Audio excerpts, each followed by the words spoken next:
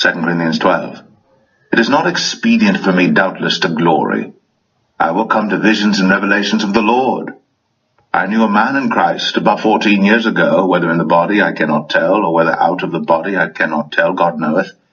Such an one caught up to the third heaven.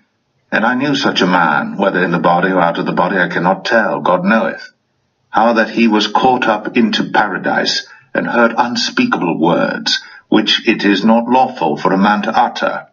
Of such an one will I glory, yet of myself I will not glory, but in mine infirmities.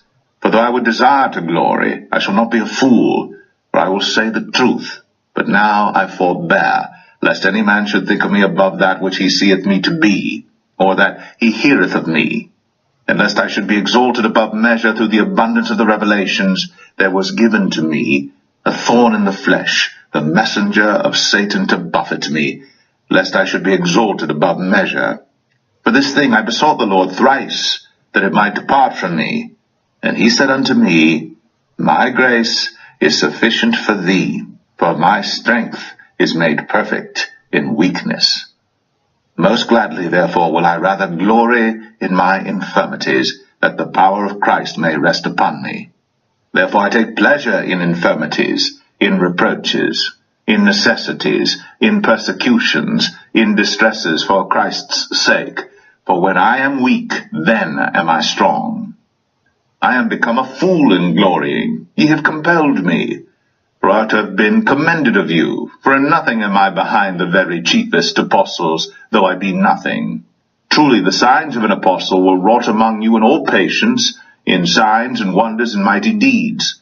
For what is it wherein ye were inferior to other churches, except it be that I myself was not burdensome to you? Forgive me this wrong.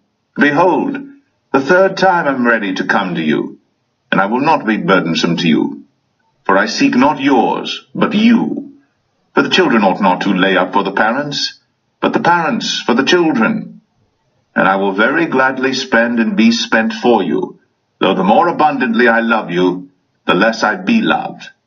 But be it so, I did not burden you, nevertheless, being crafty, I caught you with guile. Did I make a gain of you by any of them whom I sent unto you? I desired Titus, and with him I sent a brother. Did Titus make a gain of you? Walked we not in the same spirit? Walked we not in the same steps? Again, think ye that we excuse ourselves unto you? We speak before God and Christ, but we do all things, dearly beloved, for your edifying. For I fear lest when I come I shall not find you such as I would, and that I shall be found unto you such as ye would not, lest there be debates, envyings, wraths, strifes, backbitings, whisperings, swellings, tumults, and lest, when I come again, my God will humble me among you, and that I shall bewail many which have sinned already, and have not repented of the uncleanness, and fornication, and lasciviousness, which they have committed.